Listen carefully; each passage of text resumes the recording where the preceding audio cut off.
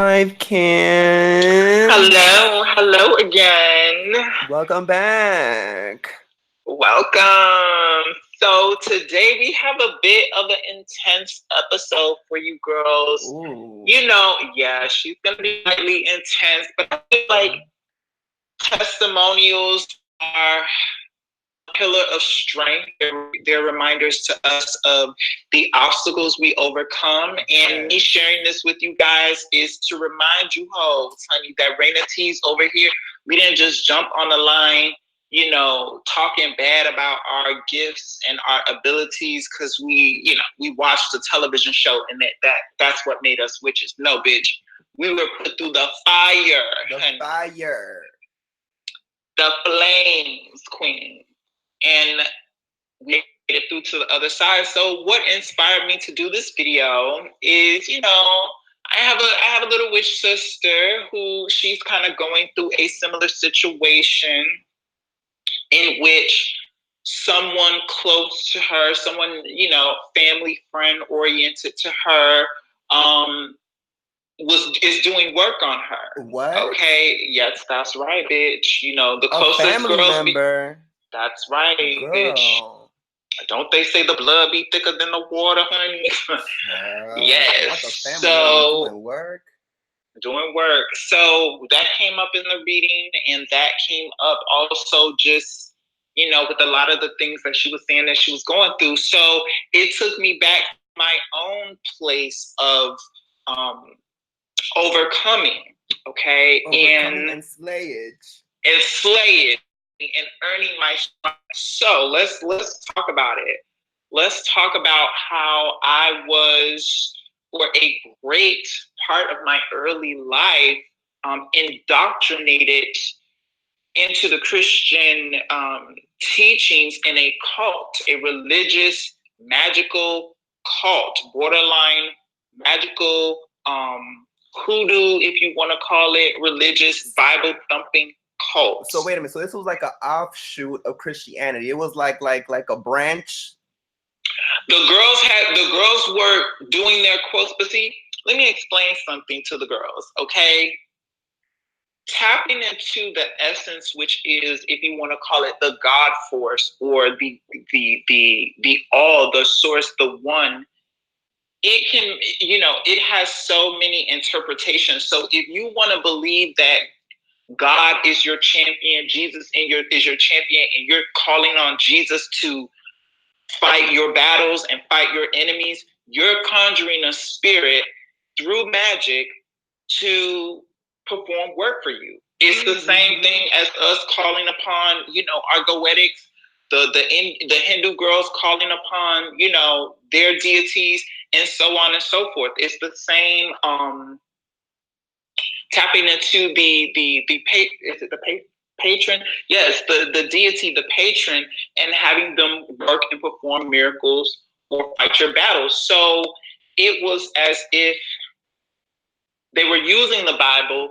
And what I noticed about Christian like magic, if you would call it, is they're very oriented. Not oriented, they're very oracle. No, how do you say it when you speak? Oral. Oral. Oral is their base of power. So they do a lot of psychological magic, in where they chanting, honey. They be chanting and conjuring tongues. And even when a Christian person tells you or comes to you and they're like, well, honey, God is going to deal with you, and honey, that is a form of psychological magic, because what they're doing is they're opening a gateway of fear within your mind for you to inflict your own sort of a bad luck, hexation, whatever you want to call it. So let's talk about my early life and then get to the story of everything. So my mother, okay, she was your typical kind of Christian, going to church woman, and she always tried to bring me to church. I never was into the church scene, honey. My spirit was just like the girls used to say. My family used to say, honey, you are the black sheep of the family, girl, because I was just not with that bull crap. I was not about being in four walls with a bunch, within four walls with a bunch of, in my own perspective, hypocrites thumping and pumping and gossiping at the church table. I was just never with that vibe. And I was always mad. I always wanted to explore the essence of what it meant to be alive. Like, I didn't want, and in a lot of Christian teachings, they teach us to submit our spirit to the force, to depend more on the force than it is to depend on ourselves, and conjure the force to move the mountains that we want to, or the obstacles that are in our way. That's why the girls are referred to as sheep in the Christian doctrination, okay? Sheep, and Jesus is the herder, okay? He is the one that leads the girls because they are blind, okay? And they are dumb, and they are less than. And regardless of how you may take that or how that makes you personally feel, I personally feel like, if you succumb, think about what sheep are in the field. Okay, they're just waiting, sitting meals, bitch. They're just any old predator, and it's any old thing can come through and just snatch the sheep up, honey. You're bad and dead. Okay, so that's what a lot of the girls have turned over their spiritual power to being, just slaves and in bonded and in trance and sheep. So my mother was Christian, okay, went to the church, everything like that. The earlier part of my childhood, okay, the first scene, I wasn't feeling it. About age, I want to say 10 or 11, my mother had a friend. Now, also in the mix of this, I want to also point out that my grandmother, which was her mother, was one who was very much into hoodoo. Okay, Miss Girl, I very much remember, not even vaguely, but I remember going to the Botanica, being in the same, John and Maria, getting tarot cards read, playing numbers. There was this lady they used to go to where she would, tap into the energy of money and the spirit of luck to win the girls' numbers. Okay, they used to call her the number lady. Okay, and you would go and she would have this psychic aptitude to kind of either conjure the numbers that are going to be winning lottery numbers, or she would be able to tap into and see what those numbers could possibly be. And a lot of times, yeah, like my grandmother used to win, not all the time, but we'd win a little 500 here, 300 here, 200 there, or whatever. And I remember they used to split the pot or something like that. So my mother was also a part of that culture too, while she was dabbling in the church form of Christianity. So she had this friend who told her, "Oh, girl, it's this man. He says he speaks to the spirit of God, and he's a prophet, and basically, he's able to see into your heart. He's able to, read your spirit and get into your energy and tell basically your future, or whatever." So my mother was curious, and she went and she took me along, and I'll never forget. The man had a piece of property, a house, and in his backyard, he had built a brass altar. Okay. Now, this brass altar, in the form of which they practiced, was very much from the Abraham, very much that offerings, you like bake the your Old bread. Testament.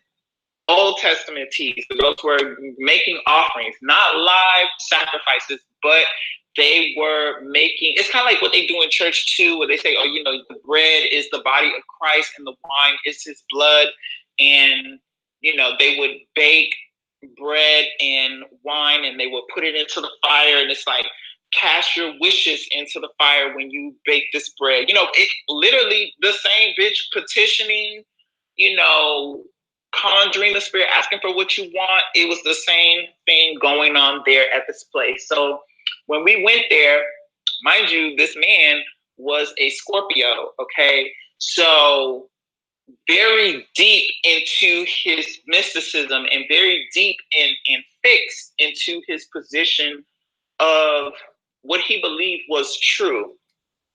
Okay, so he was leading a group of people, and he would preach a sermon, but it was very different than church, because where the church was very much about the glam and, come with your Sunday's best, the girls over here were into being humble and humility and rags. Okay, so they were very much about, bitch, rags, and we are not of the flesh and of the earth, honey. We submit all of these things. We are not of that. But still very imposing, still very much. So when you say rags, what does that mean? That they were wearing like clothes, like literally rags, or like it was clothes that like. So I'll give you an example. So basically, this it was, I don't want to say but there was this thing that you did when you wanted to submit your sins into the pit. They call it the pit. So basically, this had a sand squared area. I'm not good at measurements, but she was a squared area, and there was sand, and in the midst of the sand, in the middle, was that that brass built altar. Okay, and they would ignite fire. They would get the sticks. How big was it? Could a person be laid on it? And a person could step inside, and like 3 bitches probably could fit in that bitch. And it's wide enough that a person could lay across, and it could cut like not the altar, not the brass altar. Very much, if you guys have ever seen Solomon's temple, the brass altar, those depictions, it very much that, it had the 4 corners, and firewood was put inside, and it was ignited, and basically you would make your offering of the bread and wine that you made at home yourself. So we would be at home. We would be at home every Sunday, girl, rolling out that bread, putting our intention into the bread and kneading of the dough, and what would prayer. Be the like what would she do? Like just whatever you want, like money. So she would have you do it too. So your mother would have you do magic with her. Yes. And this carried on for years, like all of my childhood into my teenage years. But going back to your question, what you asked was about the rags, right? So there was this part in the squared dirt area, or the squared sand area, where one would lay face down, okay, into the earth. Your face would be into the earth. And that's funny. That's why I asked about laying down, bitch, because I saw it. Yes. Oh so God. You would be laying down, and before you would lay face down, you would go into his home. Mind you, everybody would be outside. It wasn't like anything or anything, but everybody would be outside, and you'd be like, okay, I want to send my sins into the pit.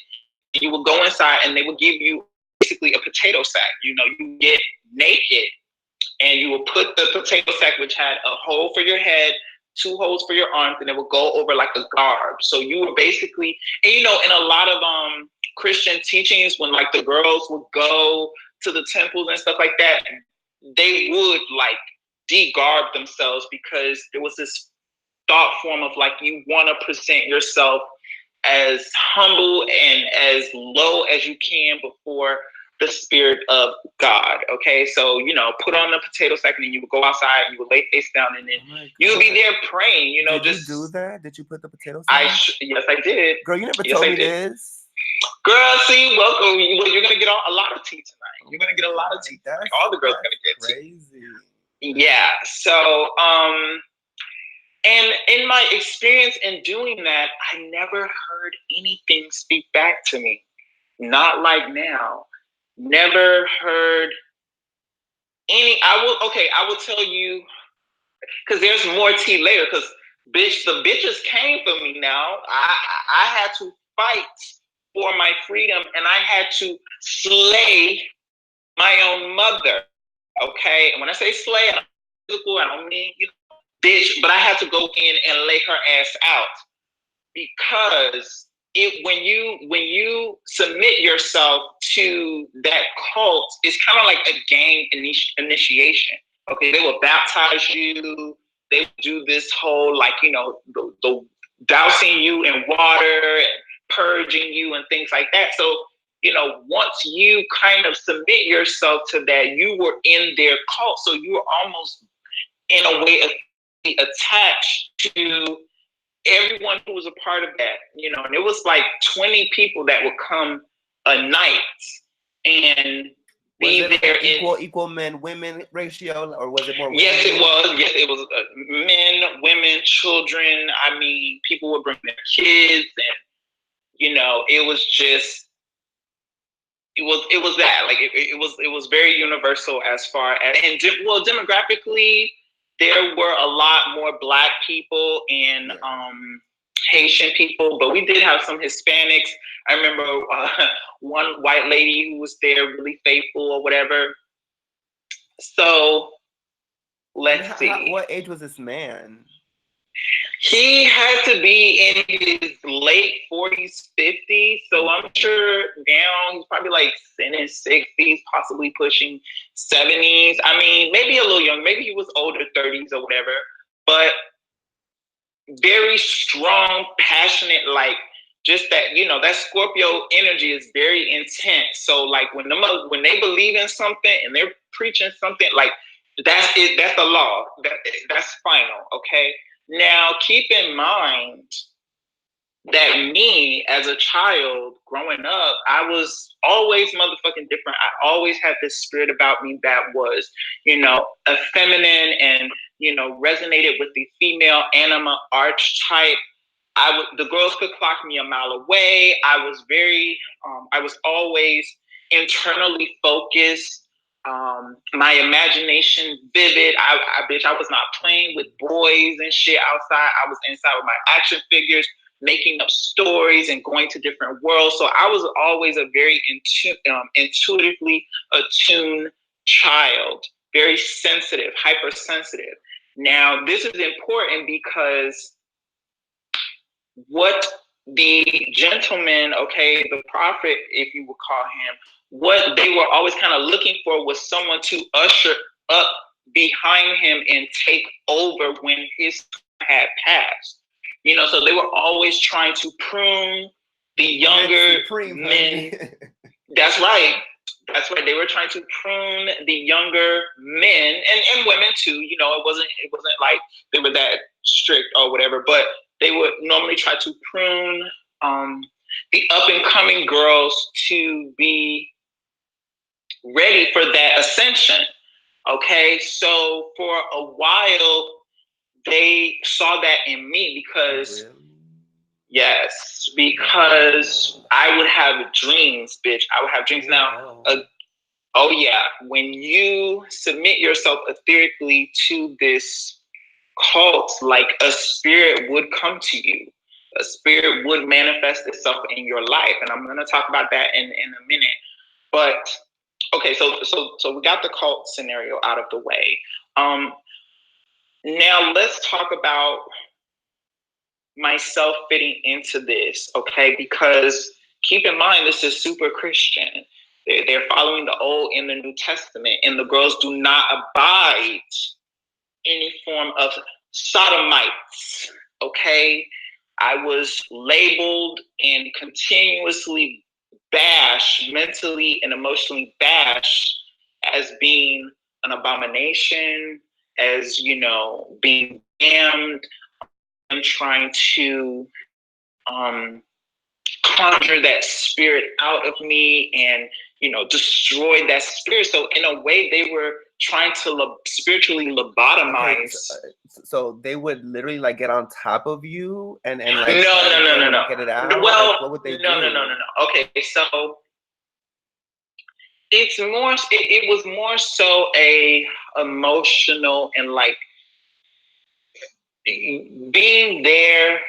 You could ask for those sort of performances. You could go and be like, oh, well, pray over me. And as a child growing up and being told you have something inside of you that's bad and you're an abomination, all those things, you do want to get rid of that. You do believe that is innately wrong about you. And so I would go and ask for hands to be laid upon me. But you didn't and know what it really prayers. was, right? They just told you it's an No. abomination, but you didn't know what it was. It was like a foreign thing that you felt like was inside of you. At the time, yes. At the time, I believe I was like, oh, just getting so traumatic even talking about it. But yeah, it just, I was made to believe that the spirit that was innately me and a part of me was foreign. It was a foreign entity, and it was going to drag me to hell, and it was just going to be this thing that destroyed my soul if I didn't submit and try to turn it over. Now, guess what? Bitch, for all their power and all their bluster, they never could remove that. Okay? They never could destroy that, because no one can ever take your soul. No bitch. Maybe a bitch on in the next dimension. Maybe a few dimensions past. But in this bitch, no bitch. So if something is you, if it's innately you, if your astrological paradigm is set up for this to be you, that's you. You know, but at the time I didn't know. So I suffered such extreme emotional depression, isolation, ostracizement. I remember so many nights, because my mother was like, she's Virgo, and you know, I don't know if she has Scorpio energy, but she was very loyal and committed. You know, she was obsessed with, she had grown over the years obsessed with the teachings and obsessed with her salvation and obsessed with, you know, saving her children and everything. So she had a man come into her life, and she introduced him into the teachings, and they have been together. They're still together. That is my stepfather, if you will, and my younger two siblings are from him. Now, when he stepped into the picture, the abuse became worse. It became physical. It became a thing of where not the people of the courts, what they call the cult atmosphere. It was a court. They would not put their hands on me, but my mother and her boyfriend would beat me. If any effeminate signs were showing, if there was any feedback, like from my teachers, I remember one time. I remember I went and told one of my teachers, you know, I was like, I think I like boys. You know, it was the first time I had. How old were you? I was probably 11 or 12. I was young. I want to say when my mother started going to this, I was like between 7 to 12, we'll say that age range, okay? So I remember telling a teacher, I don't know if it was my fifth grade or my sixth grade teacher. I believe it was fifth grade. But I told her, I was like, you know, because I was having all these people around me just like, your spirit upon you, and you need to get out of you, and, you know, it's going to drag you to hell, and all these things constantly. So I think as a child, I attempted to really, instead of run from it so much, I actually wanted to see what it was. I was like, what is this? And I did some introspection, some soul searching, if you would call it that, at the time. And it resonated itself to me as me being attracted to the same sex, you know, like I was attracted to boys. And so I remember not feeling like I could not say this to my mother. I could not say this to anyone at the court. I couldn't say this to any of my peers. So I was always bottling this thing inside of me, just bottling it. And yet it's still permeating and seething through every bit of my pores. Okay. And people clocking my tea. Like, oh, you're the faggot. You know, you're the effeminate one. You're the sissy.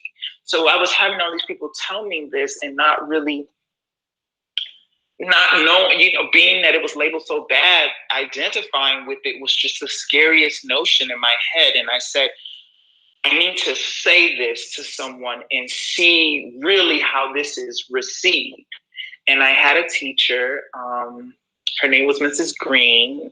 She's probably on the other side now. But I said this to Mrs. Green because Mrs. Green, she was very soft and sensitive. She wasn't like my other teachers who kind of were really distant with me, I want to say. I don't want to say disdain, but, or looked at me with disdain, but she was the only one that, like, after school, oh my God, honey, I used to be bullied the house down. The girls used to be waiting for me after school outside to beat my ass. For God, I don't know what the fuck, but you know, to stay after class with her and help her like clean up and stuff. And she asked me one day, she's like, you know, I noticed like you always want to stay behind and help me. Like, what's wrong? Like, what's going on? You know? And I told her, you know, I was like, the kids wait for me outside to beat me up. You know, they beat me up, and I can feel my, I can feel my younger self, just that innocence, you know, that child, you know. And I told her, I said, they beat me up and I don't know why. And she was like, well, why do you really think it is? Like, what is it? Tell me. And I said, I think it's because I like boys. Okay. And that was the first time I had ever said it. And that was the first time anyone didn't lunge on me or mock me or, you know, say anything negative to me. She was just understanding. She was like, oh, okay, well, why do you feel like that? Or what makes you say that or whatever? And I don't remember what I said to her. But 2 days later, okay, I come home from school, or a day later or something, I come home from school and my mother is in the living room, telephone to her ear, crying. I mean, bawling, like just crying. And I was like, what's wrong? You know, and she shooed me away. She very quickly shooed me away. And my mother was a very mean-spirited woman, very mean-spirited, very, very critical, very judgmental, very Virgo, very extreme of Virgo. She was just mean, you know. I think honestly, and I'm going to say this, I think she was the antithesis to my sexuality, okay? Because, and other experiences too, because I'll never forget, this is a footnote tease, but I had a crush on a girl, I think when I got into like the 6th grade or maybe the 5th grade, I think it was around the same time. And I wrote her a little note and I was like, I like you, you know, you're pretty. Do you like me? And I put a checkbox, yes or no. Honey, and mind you, she was a young Latin girl, fair skin. Honey, she got that note, she looked at me and she literally lifted the paper up and crumbled it in my face. Okay? So that's trauma, that's soul trauma. You know, to have to experience such rejection when you're just trying to be sincere and authentic. So it was through that abrasive kind of negative, oh, you're not worthy to talk to me notion, you turned me off from females. And I just, you know, my mother was a huge catalyst for this because that woman was mean, honey. So I was just like, yeah, if that's what I gotta do to get with y'all, honey, it's a lot easier over here with these boys, girl. So going back to, so my mother was crying and I was like, so she hung up the phone eventually and she called me and she said, I just got off the phone with Miss Green. And my God, like, bitch, you want to talk about betrayal? Like the first feeling of someone just stabbing you in the back. And I know that in Mrs. Green's case, it, you know, bitch, we're talking about the 90s queen. So, you know, I don't think anyone at that junction, unless they were trained as a psychiatrist, knew how to handle receiving something like that, especially if you're a traditional older Black woman yourself, which is what my teacher was. So it's like, damn, like maybe I should tell her mother. Maybe I should just tell her, and I don't think I ever mentioned to Mrs. Green how my mother felt about it or what that situation was. So, but yeah, I felt super betrayed. I was like, oh my God, like my heart just dropped. And I remember my soul just sank so low and I felt so bad. And she was like, is this true? Is this true? And I lied. And I said, no, it's not true. I told her the kids called me that, so I thought it was true or something. I said I was never honest with my mother because I was always fearful of her abusive retaliation, either physical or emotional or mental. So I speak on that story to go back and speak on how the trauma really built up and how my soul was literally torn asunder and broken down continuously throughout my childhood and my adolescence. Okay, so going into middle school, my mother was still attending this cult. She was forcing me to go. I was kind of brainwashed into, again, believing this notion about myself. Her boyfriend came into the picture. They had my brother and sister, and then like the abuse just turned up, and like I was just any little thing that was seen as a feminine or me being too feminine, whatever, I was getting my ass beat. Okay, so just having, your soul just beaten and broken down, and then you go to this religious place where you're supposed to feel, I don't know, welcomed or seeking some sort of salvation. But yet, while I was there, I knew that I was less than or I felt that I was less than everyone there. I felt that I was somehow cast with a fate to be doomed. But it's like at the same time that they're seeing you as the one that's gonna take the guy's place. They wanted me to be not only me. I mean, it was kind of like the title was open to anyone. But here's something else that is interesting to go into. So the spirituality aspect of it. I was being visited by spirits. I was their spirits. Okay.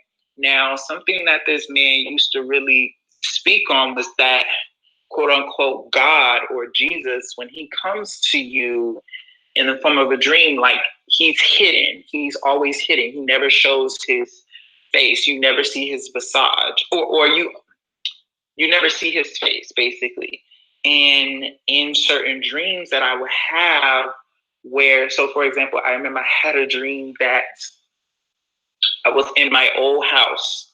And footnote tease for you girls, when you girls are having dreams about being in the first house you ever grew up in, or like where you were a baby or a child or whatever, that's your soul's base, okay? So whenever you see someone come to your house either to attack you, or they come looking in the window, or they come through the door, they're literally coming into your root, your base. That's where like the foundation of who you are and who you metamorphosize into being, like that's where that comes from. So I had this spirit come to visit me at my house, and I remember it was dark outside, but I was inside the house, and near our front door, there's a window to the left. And I remember that the spirit was like turning at the knob, trying to get inside. And me as a child in the dream, I was like, do I open the door? Do I not? Something doesn't feel right about me opening the door. And so, did I open the door? Oh, okay. So it was rattling, just rattling at the door. And then eventually, like, the door just flung open, and there was this visage of, the outlining of a shadowed figure, a shadowed man who stepped inside, and that's where, and I'm going to tell you girls, okay, like when that spirit stepped inside, that was the beginning of when a lot of bad things started to happen to me. Okay, a lot of bad things started to happen to me. I mean, I got jumped when I was in middle school. Some boys caught me and they knew I was the school faggot, and they jumped me. Nothing went right. My grades was failing. I was super depressed. I wanted to commit suicide. So literally in this cult that's supposed to be about deliverance and I don't know, joy, like, who wants to be a part of something that makes them feel like that? I never saw that light. I remember when I would go to this court, when I would go to the man's house and I would reach out and call out for something to speak back to me there in the presence, in the flesh, not sleep or anything, but there, nothing ever spoke back to me. Nothing. Okay. But I was having all this bad luck and and it was a constant reminder to me with all these bad things happening that I was bad, so in a way it was my own psyche bringing those bad instances forward into my life, but also a combination of whatever that entity was that reigned supreme. Because, bitch, they was feeding the entity. They was feeding whatever, bitch, you want to call it Jesus or Christ or whatever the fuck over there. They were feeding that entity. And that entity was getting very fat on the spiritual libation, if you would call it, of the people a part of the service. So now think about this. We're talking about all of my early bit of my childhood into my early adolescence, constantly hiding, all my gifts, my true natural magical gifts suppressed. Okay, my true nature suppressed, depression, just ostracized, having no friends, nothing, just alone all the time. And when I turned 19, I was still living with my mother. Okay, abuse the house, whoopings the house. I'll give you girls a footnote story, T. So there was this, I think I told you this story, sis, but there was this, I think it was for my mom's birthday or something that had came around where we were going to go on like the party boat. And I don't know if you girls know about the party boat, honey, but basically it's this, you go Bayside, honey, go on the party boat. And well, actually this boat was kind of like the party boat, but they took you like to some like offshore mini island and you would see like a Polynesian show and you would, they serve you seafood and all type of stuff. So you pay a fee or whatever and you would go. So it was me, my mother, her boyfriend, and my grandmother, the hoodoo grandmother, her mother. And I remember that before I went, I used to hate how greasy my face would get. I was like, oh, my face, I'd be so sweaty. And, I didn't like looking like that. I wanted to be bitch pristine and snatched. Yeah. So I snuck into my mother's room before we went and I lightly powdered my face, just to give me match, honey. I want to give you match for this outing, bitch. Okay. And but I knew better than to apply too much because then it would be like, it would be clockable. So I patted my face with makeup and so we're on the party boat and the sun is glaring upon me. And my mother is just she is just looking at me, the house down, just clocking me. And we're seated at a 4-person table on the boat. Okay, we're riding the boat. And we ride and she says, she calls me by my first name and she says, do you have on makeup? And I was like, no, I don't. And honey, she took a napkin and she licked the napkin and she ran it, smudged it across my face. And of course, there was brown, cocoa brown makeup upon it. And she was like, she said, disgusting to me. Okay, she said disgusting to me. And she didn't even have to tell me that she was gonna whoop my ass. It was already a notion. And the sinking feeling in my stomach, the I can't even describe to you. It was like awaiting death. It was like awaiting your execution. You know the hours are coming. We went to the island. I don't remember nothing from the fucking island. The food was brought in front of us. I couldn't even fucking eat. My mother and, her boyfriend and my grandmother just munching away on shrimp and crab, honey. But I'm over here like looking around. I remember looking around at all the people and how joyous they was. And I just remember wishing that someone would help me, that someone would save me. And, yeah, when we got home, she whooped my ass, of course. But that time, okay, what was interesting about that time is when you beat someone for so long, it's kind of like The Color Purple. When you beat someone for so long, eventually their spirit will rise and they will get a fire to stand up and fight back. You just can't kick a person down all the time and expect them to be just down.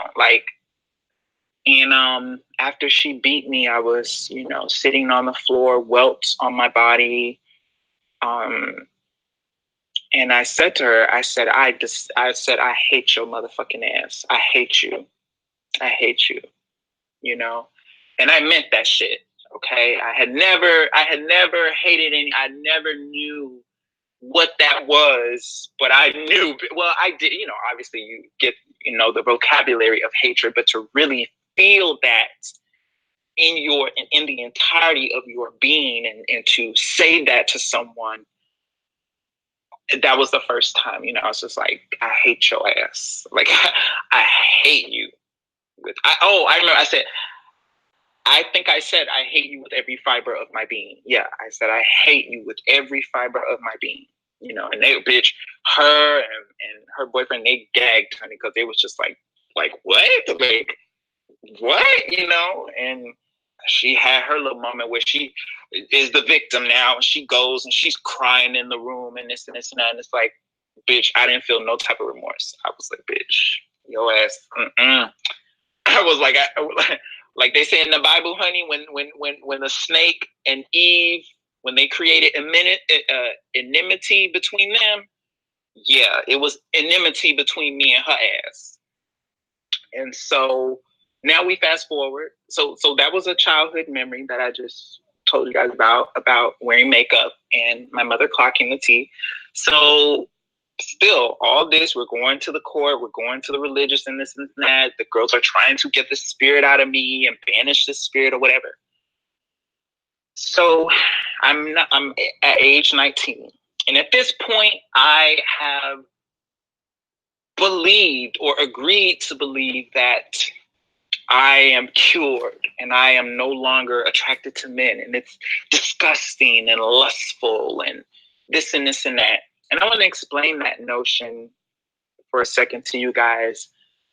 There's a difference than being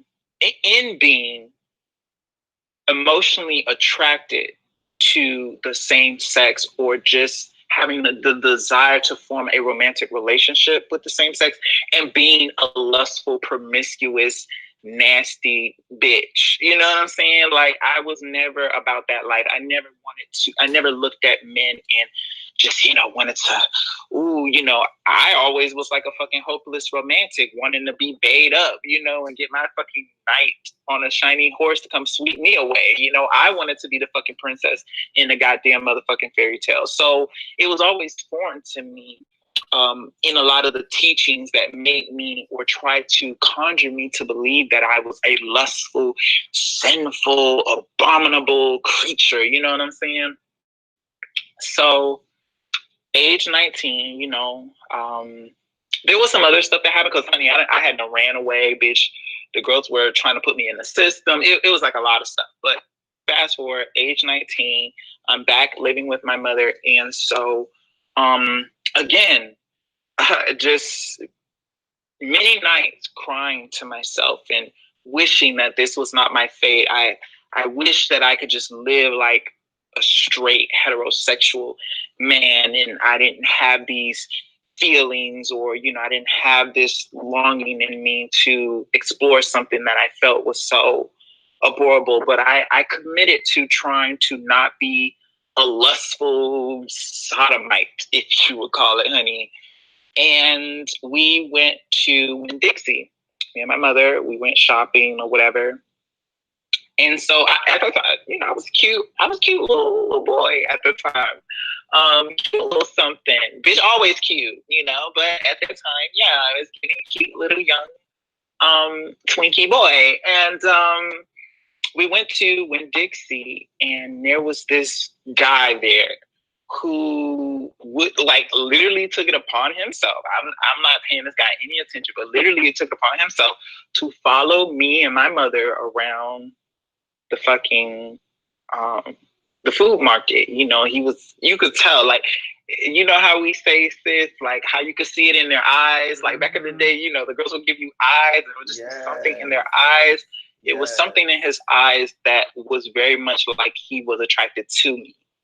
And I was just like, oh, I was like, please don't give me this right now, because honey, I'm with this woman and I don't need her getting into my tea. I don't no, this is not who I am. I've turned over a new leaf, devil, temptation, stay away from me, all this shit, right? Is going on in my mind. And so, we get in the car and we're leaving, and here goes, Miss Thing over here, Miss Mother, Mommy Dearest. I could still see that sinful spirit upon you, and God is always watching. He knows your heart and He knows your thoughts, and I'm like, bitch, god damn, at this point I just break, and I'm like, fuck, because in my mind it's like, shit, okay, now I'm supposed to stop what the next nigga's doing too. He checking me out. I can't help that I'm cute. You know what I'm saying? I can't help it. I look like you, and I really do. I am the splitting image of that woman, and she's a very, in her youth, very attractive woman, very, very model type woman. I look like her, splitting image, especially now as Fish, girl, bitch, I'm definitely giving you her ass. So, I broke. I just broke, and I remember, I don't know if I hit the car window or I just kind of just screamed, and I was like, I can't take this anymore. I was like, I cannot take this anymore. I'm tired of the bondage. I'm tired of, the oppression. I'm tired. And I just was like, I'm so tired. I'm so tired. I was giving you Nancy in the crab, bitch. I was like, I'm so tired. I can't take this anymore. Just a bitch, an emancipation and breaking. And my mother, honey, she got very oh, how dare you? And got back to the house, and of course she is getting ready to hit me as a 19-year-old, bitch. I'm grown. As a 19, I'm grown, and I am also working and contributing to bills. So it's like, Queen, you really overstepping it now, bitch. And I said, oh, you finna put, she got out of the car and she walked past me, bumped me. And I was like, and I when she walked past me, it was like a shoulder to shoulder bump. And I was like, you gonna put your hands on me, And she was like, oh, you bump me, this and this and that, you disrespectful, faggot, and this and that. And she calls she calls my stepfather, and honey, let me tell you something, bitch. It was me and them up in them streets. It was me, her, and him up in them streets, and we was thumping, okay, fighting, okay. It didn't get, did it get brutal? It didn't get savagely brutal. But I remember, honey, I went to the neighbor's house and they had these pots of plants and stuff, and I was throwing the motherfucking plants, bitch. I was like, it was at that point, you're not blood to me. At that point, it's me and you. It's me or you. And I left. Okay, so I left. and I was homeless. Okay, at this point, so I was staying with friends, staying on friends' couch. You know, the little friends that I had made. You know, I was starting to explore. I don't want to say my sexuality, but I went to my first gay club after that, and I was in an environment where there were others like me and all those things. Now, in the midst of that, in the years that followed, I felt this spirit still looming over me, this darkness still looming over me, that everything I touch crumbled. Every I made, something happening. All the people that I ran into, they were either toxic for me or just a setback. I could never move forward. And I was so scared. You know, I was like, wow, you know, this cult, it was the people of that cult, okay, who wanted to break me down so much that either I died or killed myself or came crawling back, okay? And that's how they work. That's how those spiritual cults work. And that's how a lot of these, I don't know for sure. I'm not trying to speak on something I don't know, but in my mind, when you're initiated into like a, you know, like a Santeria, or, you know, you marry a certain deity, like, bitch, there is no leaving. There is no other experiences that you're allowed to have. Like, you're committed, and yeah, like once you break that commitment, like it's death kind of thing. Like, you break the covenant, you leave the covenant, honey, and you are, bitch, destroyed. So the girls were coming for me, dreams. I knew they were coming for me. Every time something bad happened, I would see the omen in the spirit to remind me that it was them, and it was, you know, and I was so scared, so scared to fight back. It's like it's me as an outcast, as a renegade against all these people and my mother. So what was I gonna do? But lo and behold, you know, since age 19 and forward, you know, Raina Tees, my sister, had been in my life. You know, she was there in my life, and I admired her so much because she never caved to any of that. She never, well, you know, she also had an upbringing that wasn't as strict in Christianity. It wasn't as enforced. So she had this. And also another thing, my parents did not speak English, so I learned, you know what I'm saying? Like, it was kind of like under their nose because I could have a whole book of magic and they wouldn't even know what the fuck it is, you know? So it was different than you, yeah.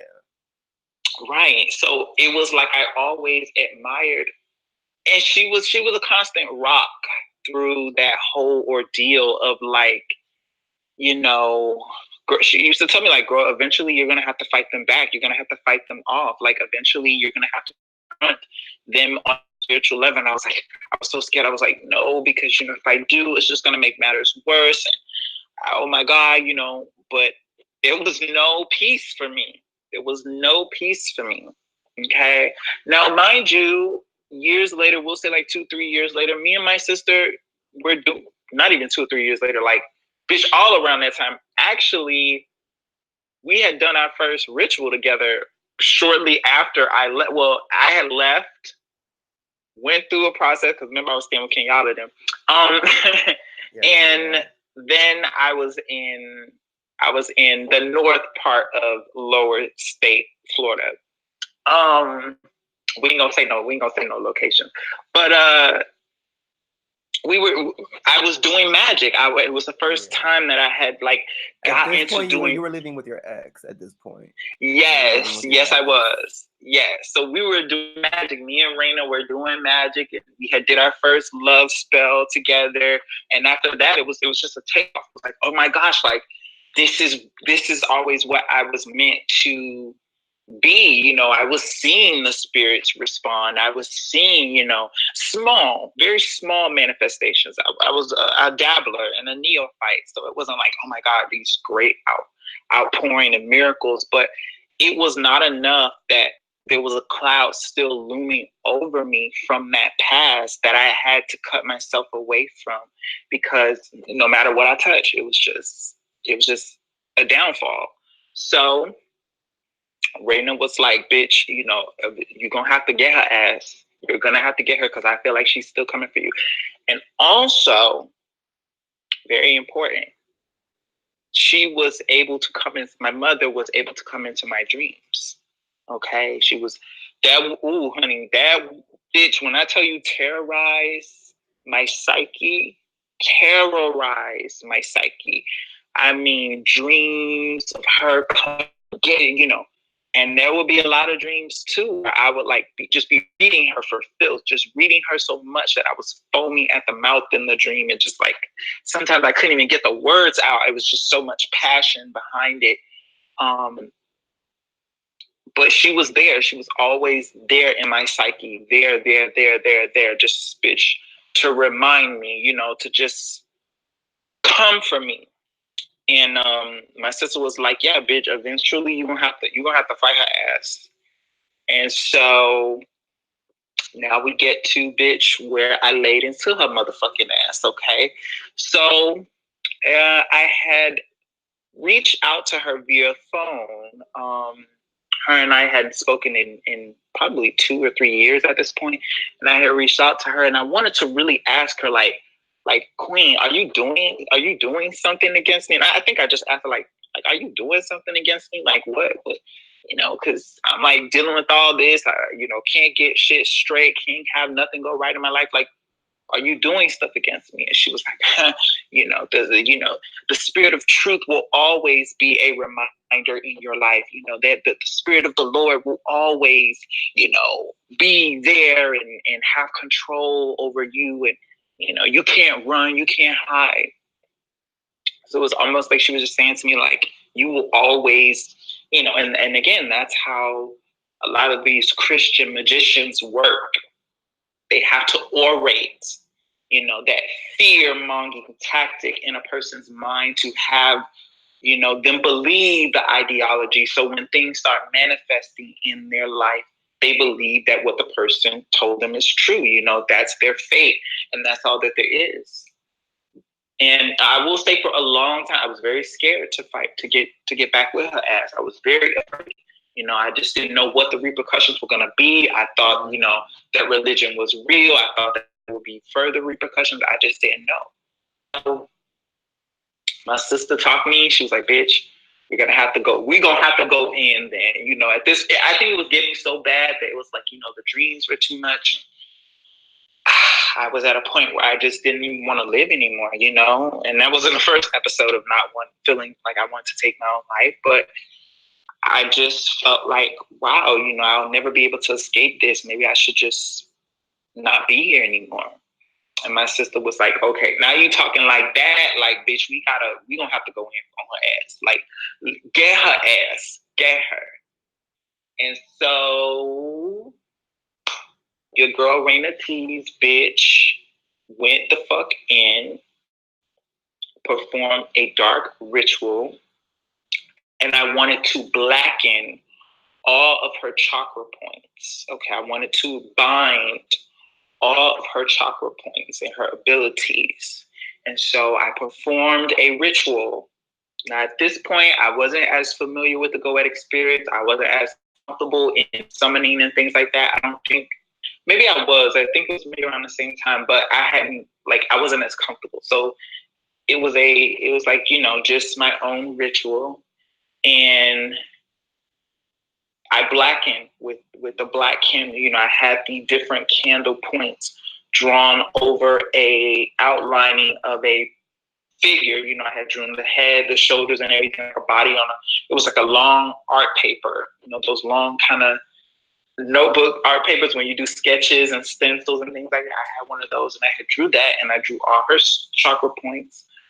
I colored them in with coloring pencil, and I got the black candle, and I drenched each one of those points. Now, when I got to her throat chakra, okay, when I got to her throat chakra, I had my athame, okay, which is a dagger that is used in rituals, and I slit it. I slit her shit. Now, how the manifestation of that comes through. because she had to have her, like after I did that ritual, she had to have her thyroid removed. Okay, she had to have both her shits removed. And when the surgeon performed it, because she had, I don't know what she was dealing with, but she was having bad symptoms and things like that. So when the doctor removed it, she, to this day, has a long gash across the bottom of her neck where the surgeon, had to cut and do the incision and remove. Okay, so that's how magic works. You know what I'm saying? That's the confirmation you get, because you'll see it. Now at that time I was still kind of, it's not that I was in communication with her, but it's like, I don't know, keep your friends close, your enemies closer. So it's kind of like I was still kind of kicking with her to see like if she was going to say that anything had kind of manifested. And then she told me, she's like, oh, I had to get this thyroid removed, blah, blah, blah. It was giving me so much trouble and blah, blah, blah. And she was like, oh, I remember she asked me, she was like, do you know any scar removing serum? Because I have this long gash and I can't get rid of it, And I was like, oh, I think I recommended her like some shark oil. Like it was something you get from CVS or whatever. I was like, oh, you should use this, whatever. And I was like, well, let me see. And she sent me a picture. And it was a long gash across the bottom of her shit. And that's when I knew. I was like, oh, yeah, bitch, that's yeah, cut your ass off. Because so much, and for so long, you know what I'm saying? I had just dealt with that abuse and kept so much of it inside. And there was this egregore spirit, if you will, that was following me in her image and attacking me in my dreams. And after I performed that ritual, I began to get my strength back. Okay. And I began to confront that spirit in my dreams, bitch. And now, because the spirit would always come and it would kind of have the same rhetoric. Oh, you abomination, you're sinful. Like, oh, I see you. I see what you're doing and blah, blah. Always the same, right? And eventually it got to the point where I remember saying in one dream, I was like, bitch, and what?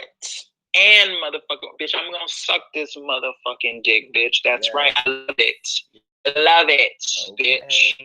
You're not going to shame me. You're not going to demean me. I was like, you want to come over here looking? Come look. Come look. Come see. Bitch. And I hope the next time you pop up in my shit, bitch, I hope I hope I'm riding on a big old fat long one, bitch, and you sit back and you watch. Because you and them other hoes over there, y'all are so obsessed. So obsessed. And it wasn't only her that was coming in my dreams. I remember seeing a lot of familiar faces from the court in that era also making pop-ups in my dreams behind her or with her, coming to look and see what I'm doing, coming peeping and all this type of shit. Come look, bitch. Yeah, get yourself upset because you're not going to shame me. And lo and behold, my strength began to grow. My beauty began to grow. I explored my trans identity shortly after that point. I met my soulmate after that point. Okay, all these things start clearing away the clouds. The dark clouds were clearing away. And things that began to manifest in conjure for, they came swiftly. Everything. I had some fluff ups in the magic and stuff like that as a neophyte, but so many doors began to open and change and shift when I got the strength to fight back. Okay. And since then, I have not spoken to this woman. Now, okay, well, I'll say this. Every little once in a while, like last year or the year before that, actually, no, 3 years ago, I had finally got the strength to tell her that I was trans. I was a trans woman at this point, and I spoke to her on the phone and I told her, I was like, yeah, girl, like, bitch, I'm that bitch now. I didn't say it like that, but I was like, yes, honey, I'm trans now. And, you know, I'm beautiful and I feel so, I was just giving her everything. Like, bitch, I'm beautiful. I am awakened. I am realized, bitch. I'm giving you incorporeal form, honey. I am just that girl, honey. And my life is beautiful. My life is great. I have a loving partner in my life.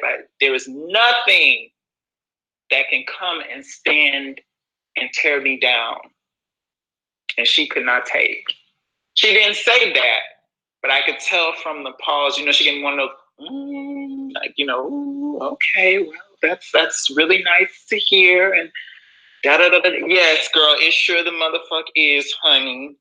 Yes, and I think I said something a little off color to her. I think I said something to the effect of, you know, and I won't let anything stand in the way of my happiness any longer, anymore. I will fight.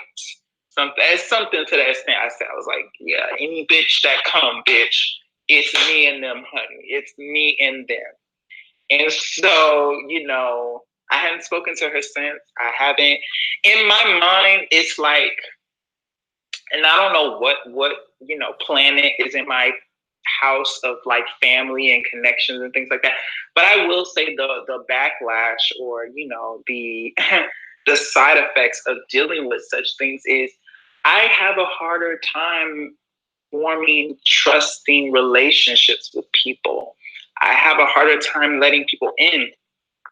I think because I had for so long a detachment from family, you know, a resident when I thought of family or people close like that as family would be, I thought of judgment, criticism, ridicule, gossip, you know, just all that petty energy. So I just never really wanted to be a part of that. I never chased after that bitch.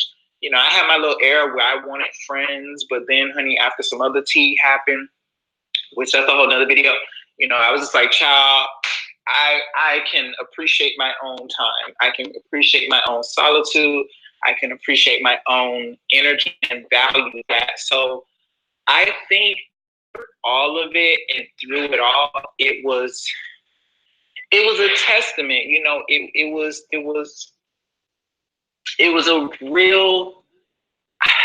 a blessing in disguise, because I cocooned, you know, like a caterpillar, you know, they have death. They have a mini death where they and then emerge anew. And so I had to lay waste to that energy of who I was, that person of who I was, the self-loathing and the self-hatred and all that shit. I had to let that bitch die and be born anew. And now it's like, I don't care what the girls are, honey. You can bring the Bible to me, bitch. You can bring Scientology, honey. You can bring biology. You can bring whatever you want. I'm still that motherfucking trans woman. I'm still that bitch. I'm still sickening. And my magic is motherfucking on point more than it has ever been. You know what I'm saying?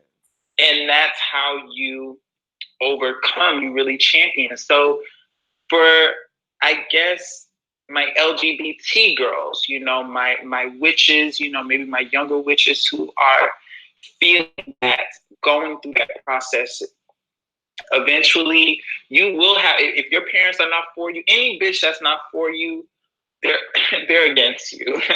Any bitch that's not supportive and really trying to uplift who you are meant to be, not who you choose, no, who you're meant to be, because eventually it will metamorphosize itself. It will seed through you in, bitch, you heard that, girl, confirmation. It will seed through and become real. And you should have anybody, I don't give a fuck how long, how close, how blood related, if they changed your diaper, if they fed you, anything.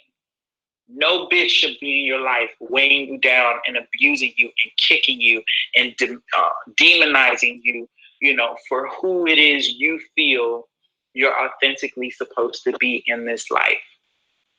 Unless, of course, you're doing some bad shit, like obviously. Don't be out here being a pedophile and raping animals and shit and thinking that's okay. No. But that is, my story time of overcoming a religious cult and ending up having to slay my own mother. So what do you think, sis? Like, I know the girls are probably going to be listening to back like, wow, yeah. I mean, it's what had to happen, you know? It's what had to happen. Yeah. It is what had to happen, you know? It just, that's all I can say. It's what had to happen. Everything. It is what had to happen. The way it had to happen. It was either me or them. Yeah. It was either me or them. Yeah. You know, and now look where you're at. You know what I'm That's saying? That's right. Like, sickening, honey. Sickening, bitch. Oh, and we got more for you girls, because, honey, we got to give you girls display of the spirits coming through. Okay? Connectivity with the spirits, honey. We already have our clients giving us feedback. Honey, spell word coming through by Raina T's. Readings on motherfucking point by Raina T's. Ain't even a doubt in our mind about what it is that we're able to do over here. So, you know, the reward was greater for the, and it's like, I don't know, I think I read this somewhere that people who go through the hardship first, they end up being the stronger ones later than the people, I think, who have it easy and then they face hardship, because it's like they were so, you know, their foundation has come from a place of, I don't want to say privilege, but just like they never experienced that. So, you know, later on in life, it's like, oh my God, I don't know how to deal with this, and that. It's like now I know how to calm my own mind and calm my own spirit to be in the right frame, you know. And it's like now it is no remorse, bitch. If I'm able to go in and slay my own root, then yeah, any bitch out here can get it. Any bitch out here can get it. So can. So, you know, and we don't abuse that. I'm just saying, you know, any bitch, man. Any bitch can get it. I don't give a fuck. Any bitch can motherfucking get it, bitch. Ain't no such thing as abuse. Any bitch can get it, honey. Raina, be at kind. Any motherfucking time, for any motherfucking reason, girl. Be kind, Raina. Walk in the light. Bitch, ain't you just finished up a clean for a client? You're supposed to be in the light. This is cleanse. This is the light. This is the light. The light that's gonna burn a motherfucker if they try it. Yes. So, I mean, I think that just wraps it up. I really wanted to share this. Well, not that I really want to, but I was kind of debating if I should share this story with you guys, you know, but I'm saying this and giving you guys this one, you know, for my sister out there, like, bitch, you better pick up that motherfucking torch, honey, and lay blaze to any bitch coming for you. Okay? Any of my girls out there. Yeah. Number two, you know, to give more depth to Raina T's. Because I feel like, you know, maybe a lot of people just think, you know, we get on the line and we just talk a lot. Yeah, we got some scars to show for it too, and they've only made us stronger. So, yeah, is there anything else you want to add, sis? No, just stay tuned for more. More is coming. That's right. And if you guys are interested in bookings, readings, bookings, spell work, honey, come through, because Raina T's right now, bitch, we hot. Okay, we hot. Always been hot, but bitch, we hot right now, girl. This motherfucking hot, girl. This magic is the reason honey. We haven't even been making as many videos as we have is because busy. We're work. We're doing work. This pot is boiling. She has been steeping, honey, marinating in the sauces. Yeah. So if you want to play, queen, you need to come through. Raina T. And get your coin right. Get your coin right before you come. Yes, have your coin right, bitch. Okay, so yeah, that's pretty much it. And we will see you guys in the next one.